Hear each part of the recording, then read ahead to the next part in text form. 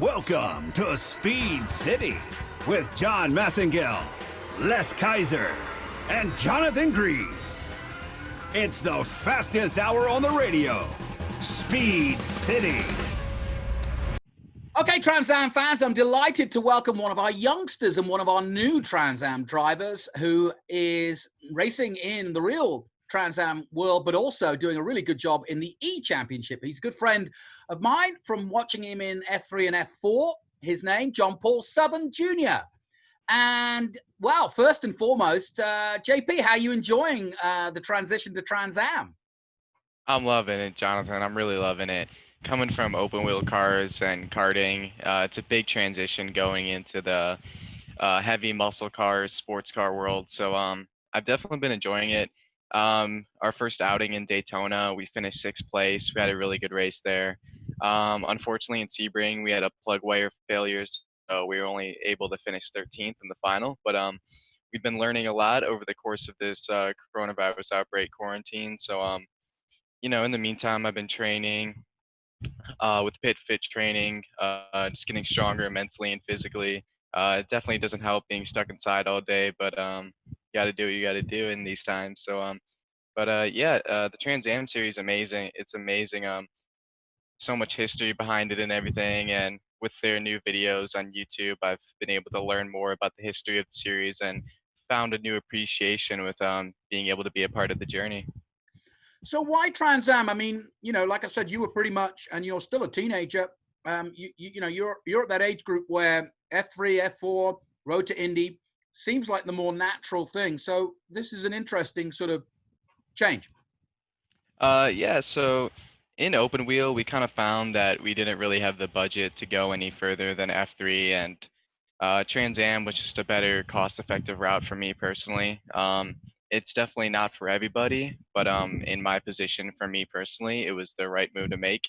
And in Trans Am, I'm facing against dedicated professional drivers to the sport, so I'm definitely getting a lot of uh, experience and learning from these guys. It kind of reminds me of back in the karting days where when I was only about maybe 12 or so, I used to race against the older drivers, and I'd get whooped every single weekend in and out, but it definitely helped me learn and get my racecraft up and get my experience up. And that's kind of where my approach is with Trans Am right now is if I'm facing against other drivers who are higher than me, with their experience level and their talent level, maybe even. If I can race against them at a competitive level, then who knows where I can go from there. Yeah, I spoke to Juan Manuel Correa, and I said, "Did you recognize any of the names?" And he said he definitely knew you from karting when he was growing up in the States. So he was delighted to see some familiar names and faces on the lineup list for Barcelona. Yeah, it was awesome. I used to race against Juan Manuel a bunch in karting. I remember a specific memory of mine. We had a nice lunch in Las Vegas at the Super Nationals a couple of years back, which is really nice. I haven't been able to see him since because he's been racing in Europe and everything. It was great to race against him online too. It was funny enough because I think we finished right next to each other in both of the races, but he got the best of me in those two. But hopefully I can give him a taste of his own medicine for the next race. What's your background in using sims and racing in esport? Um, I'm a really big video game player, but not so much in the simulation world. I just got my simulator up and running about a week before the Trans Am Series was announced at Lime Rock about a month ago, but I haven't really had much experience with the online esports racing world, but I used to race Forza pretty heavily back in the day, but it's not quite the same as iRacing or Assetto Corsa or R Factor, some of the platforms that we use, which are more simulation based compared to arcadey video game type based like Forza. But yeah, my background isn't that deep in that field of work, but it's definitely been a breath of fresh air being able to go out and compete against some of the real faces that I see in person. Sure. So what's your rig? What's your setup to go racing with?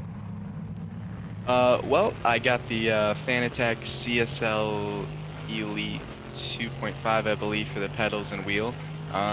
it definitely put a big hole in my bank account, but I thought it'd be worth it since there's such a big prize pool for the esports series. And then I have some state-of-the-art Home Depot and Lowe's buckets supporting my my monitor and my seat and everything. So that's basically where I'm at right now, and hopefully I can make some upgrades from those buckets to a more sturdy metal rig or something in the future.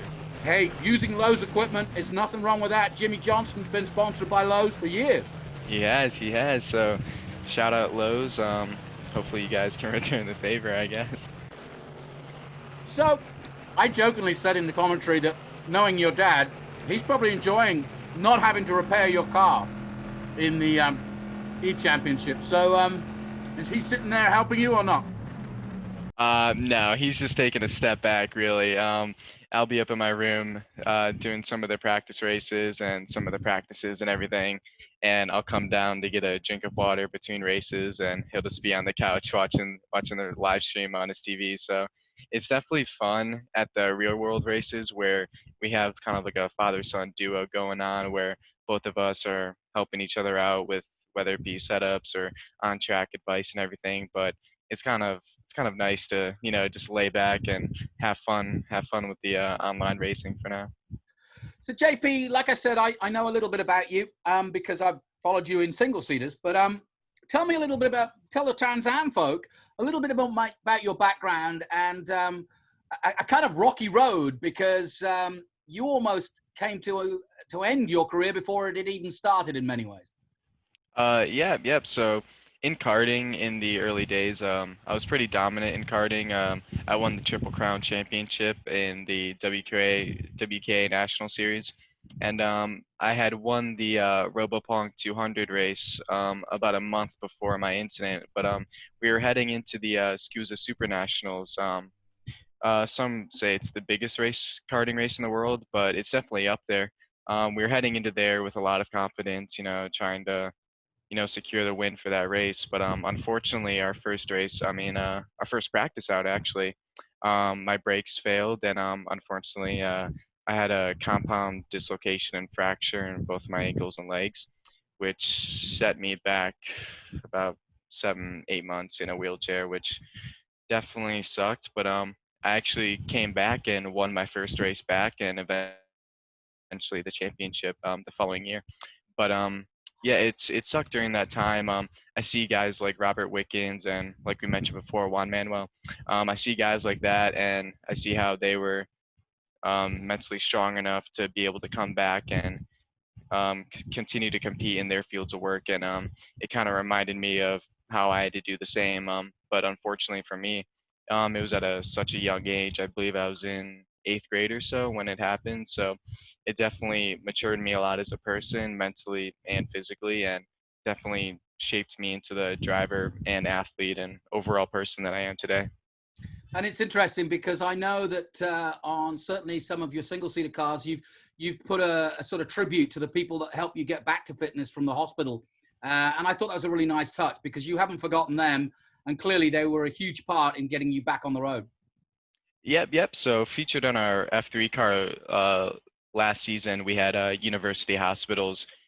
We had their Rainbow Babies and Children's part of the hospital. Their logo is it's just a rainbow, and we had it all over the car to help support the all the amazing things those heroes are doing at the hospital. And we also had a fundraising campaign for the cancer patients in that section of the hospital. I believe we were able to raise over $2,000. So it was definitely amazing to give back to the people who helped me give back, really. Yeah, I can well imagine, and that's a really nice gesture. Obviously, I've got your car behind me, the number 61. Tell me a little bit about your design and your sponsors for the E-Championship.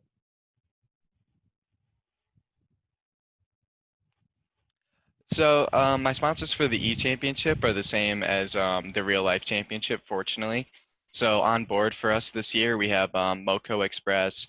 They're a new sponsor coming on board for this season. They're a mobile oil changing company, and it was really nice to meet them and have them come on board and support me for the season. We also have Procure IT Network. They're a familiar face to the Trans Am Series. They sponsored Mark Miller last year, and a a couple other of the Stevens Miller Racing cars last year. So it's great to have them back on board for us for this season. And we also have Cortez Deep Sea Fishing.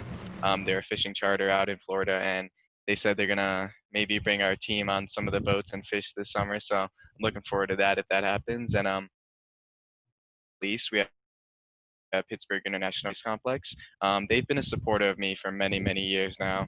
I used to kart with them back in the day at their go-karting track, and that's where I kind of got my roots up and going. So it's definitely great to have them back on board for this season, and I'm looking forward to everything else that's gonna take place for the year. And that's a great complex. I've been there myself to do some bike racing there, and they've got two different tracks, and there's a lot going on. It's a really integrated place and facility, isn't it? Oh yeah, they just paved it not too long about I believe about 2 to 4 years ago maybe, and it's brand new paved. They got the north section of the track and the south section of the track, and for Trans Am and other pro series they just combined the two, and it's about a 2.7 mile course I believe, and it's a wonderful facility, state of the art technology within the communications towers and everything, and you have great views of the track at the spectator stands and everything. So I definitely want to do a professional race there, hopefully again soon. I know Trans Am and Formula 3 aren't going there this season, but I'm hopefully I can get back there quite soon because I definitely love the complex. Yeah, no question. I'd love to see us go there. That would be fun. Now, look, what about your e-racing? I get the feeling watching you race that you've got so many things right, but you just haven't put it all together yet. You're there or thereabouts in every race, and you just mentioned racing at Barcelona with Juan Manuel. How are you getting on, and what's missing from your overall package that can make you go faster? What's missing really for me personally is just practice. I haven't really been able to do much practice as I've been pretty hammered with schoolwork recently, so I don't have to worry about that anymore. But yeah, we've had some good runs, good top five finishes. I remember one race at Red Atlanta, we were hunting down first, but I made a mistake and kind of got zoned out a little bit and spun out. But the main difference for me with the simulator racing and the real world racing is that in the real world you're looking at 3D objects around you and everything, and you're really immersed in it, and you're able to keep your focus for a long period of time. Whereas in the sim racing world, you're looking at a 2D screen with things that are supposed to be 3D, and for me, when I look at a screen for too long, I just kind of get transported in there, and I kind of lose focus and everything. And for me, it's just been for these long races, I kind of just lose focus throughout the race. So which isn't a problem in real life for me, fortunately. But yeah, I'd say a main thing for me is just practice and trying to get my focus and attention span with the 2D imaging, rendering in my mind quicker. So hopefully I can I'm going to do a lot of more testing now that I don't have to worry about schoolwork. So hopefully I can get that and snag that first win in the next race or two. So tell me a little bit about school. So have you graduated? Have you had to sort of do schooling at home during the COVID crisis? Yeah, it's been weird. It's my senior year, and everyone throughout high school looks forward to senior year and graduation and prom and everything. So it's definitely been weird for me not being able to experience prom or a real graduation or anything like that. But we've just been doing a lot of online assignments on projects and everything, and it's been a lot, and it's been pretty hard, and it's taking up 90% of my days, which is resulted in me not being able to practice as much on the simulator. But yeah, like I mentioned before, I graduated about an hour ago, just turned in my last project. So now I'm just gonna have to make a decision on college and racing, and I'm looking forward to the future and what it's got in store. But for now, I just gotta lay back and relax and enjoy this summer. What would you like to do ultimately? For the summer or Well, like a I mean, do long-term you want to career go to goal? college? Do you want to pursue racing full time now, or do you want to do a bit of both? I was thinking about doing a little bit of both. I definitely want to continue my education at college in any way that I can, and I also want to keep my racing career active as well. So whether it be as a driver or a mechanic or an engineer, hopefully in the future I can be a driver, but in case that doesn't work out, I'll have an education from college, so I can maybe be an engineer or a mechanic or a marketing director or something of that sort, just in case plan A, being a driver, doesn't work out. So, but in the long-term future, I mean, in the short-term future, I'd definitely want to keep my education going as well as my racing career, but I definitely have some fallback plans if that doesn't happen. Well, that's a very smart way of approaching it, because a lot of racing drivers kind of shoot for the moon and then suddenly realize that sometimes either the money runs out, or they just don't quite get there, and then suddenly they don't really know what to do next. So I think that's a really smart move on your part. So I mean, in terms of your racing career, you've jumped for Trans Am and you're liking it. It's a good price point. But are you looking towards potentially GTs, or do you look at someone like Early Francis Jr. and go, look what this kid's done just in Trans Am, and he seems to be really enjoying it? Well, for me, the way I like to think is I like to take one step at a time with most things. And for right now, I'm in a great series with some great competition, and I would like to stay there and hopefully secure a championship in the next year or two. But in the long term, I haven't really looked at that far just because I don't know. I like to keep everything like a set path, and I don't like to predict the future or try to shape my future in any way. I just let the wind take me where it wants to go, really. So, yeah, in the long term, I definitely just want to stay in the sport as much as I can in any way possible. So, whether that be in GT cars, like you mentioned, or maybe going back to open wheel, or maybe the NASCAR route or anything, whatever will help me have a successful and happy life is really all that I'm looking for. That's a very good way of looking at it. And I have to say, your CV and your resume is coming on well. You've already beaten Tony Kanaan in a Trans Am race. You've been competing against a Montoya. There might be more stars to come with the next 4 rounds. Are you looking forward to that? Oh, for sure. I'm definitely looking forward to it. I had a pretty good battle with Tony Kanaan at Daytona, I believe, so that was a good race there. And it's cool competing against a lot of these big name drivers. As for me, I'm kind of a small name right now, so hopefully competing against and potentially beating these big name drivers will help take my name to the next level.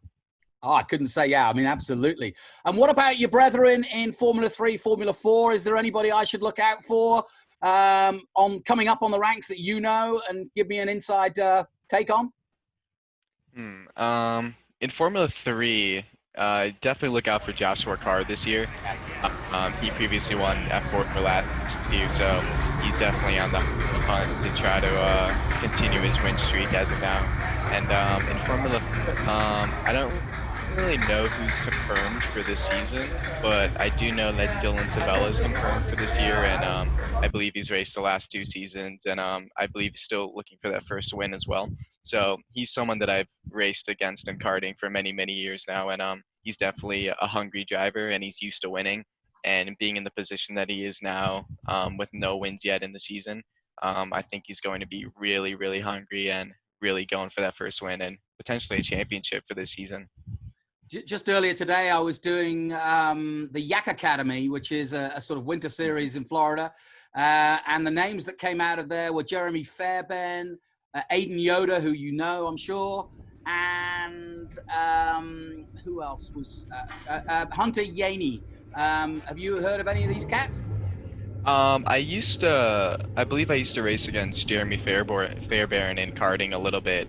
Our ages are a little bit different, but I believe we did like 1 or 2 races together where our class ages met up a little bit. But yeah, I'm familiar with Aiden Yoder as well. I think he had the fastest lap, or maybe even the pole last year or the year before at one of the races. So he's definitely another guy to look out for as well. And Hunter Yaney is another name you should be looking out for. I raced against him in the Formula 3 esports series, and we had a few battles on track, and they were quite nice. So it seems like he's a clean and consistently fast driver. So those are all names you should be looking out for the season yet. Well, as you say, you've got a summer ahead of you with a lot of thinking. You've got over the first hurdle, which is high school. The world is at your feet, but we're all on hold. But maybe that actually gives you a little bit more time to kind of put the plan into action. Do you think you'll do some more sim racing when this is all done? Oh, for sure, yeah. I've noticed that on the simulator, it's kept my focus sharp and everything. Working out of a basement can only do so much for me mentally, so it's nice to still get that racing feel while I'm in the simulator. But yeah, after the esports series are over and real life continues to start going again, I'm definitely gonna fall back to esports as a way to practice since real world accessibility at the track isn't always there. So the esports racing is definitely a good spot to practice for me in the future. Yeah, no question. Well, look, thank you so much for talking to us. I know that win in esports is just around the corner. Do you have an idea where and when, and where do you think the track, where would you like to see the championship race that would be good for you? I'd love to see it at the Pitt International Race Complex. It's one of my favorite tracks in the country, and obviously they're one of my sponsors. So I definitely want to get that first win on home territory. That's a good call. We'll make a call to John Claggett and see if he can get in there. The car looks great on track. It really pings with the striping on the side on that. It looks good. Thank you. And I wish you luck in the next few rounds. And obviously, we look forward to getting together at Mid Ohio for the first real round, or the first the second round. It will be. How was Sebring for you? Sebring was quite a challenge, to be honest. We just got our deal completed about a week before the race, so I virtually had no time to train or to get any practice in. But we had a pretty difficult weekend because we had a plug wire go bad that was burning out throughout the weekend. So I was about 20th place in practice and speeding myself up at the hotel when I realized on my data that I was about 15 miles per hour slower in the straightaway. So that kind of boosted my ego a little bit Yeah. because I wasn't completely terrible, but I had a reason to be terrible. So we got that sorted out for the final race, and we were able to finish 13th from 18th, I believe it was. So we had a solid running there, but without the mechanical failures, hopefully at the next race we can be where we need to be up front. And how's the transition going from effectively, a twitchy slicks and wings to an almost too powerful kind of muscle car? Are you making that transition with ease, or is it a help or a hinder? Your single seater background. It's definitely been a help. Any card that I can get into, it translates into experience, and experience translates into quickness and speed and everything like that. So, my experience throughout karting and Formula 4 and Formula 3, yeah, it's boosted my racecraft. It's boosted my data analysis and video analysis skills, and it's expanded my communication skills with engineers and mechanics on what the car needs setup wise and everything, and what this change does and how that affects the other changes and everything. So it's definitely been great to have that past experience and being able to take that into Trans Am.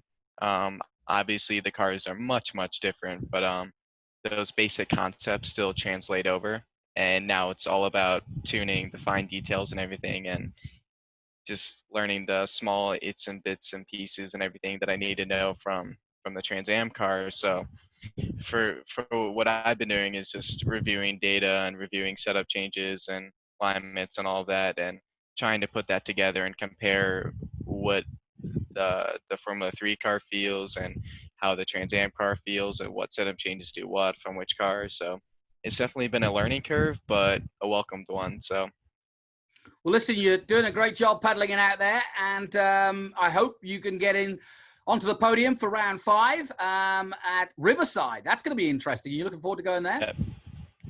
um, I'm a little bit too young to know what that track is, to be honest. So I'm looking forward to it, and it's going to be a challenge because I haven't even seen the layout of it really. But I'm looking forward to racing against these other guys who do have experience there. So we're gonna going to see a real test of how quick I'm good at adapting to new tracks and situations.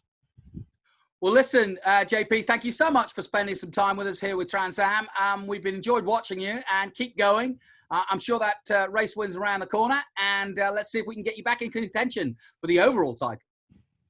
Yeah. I'm looking forward to it, and thank you for you and everyone else on board, John Claggan and everybody who set up this series to, boost spirits and everything during these rough times. So it's much appreciated with the drivers and everyone involved, and I'm looking forward to get back to the real racing. But as of now, this will definitely do, and it's much appreciated.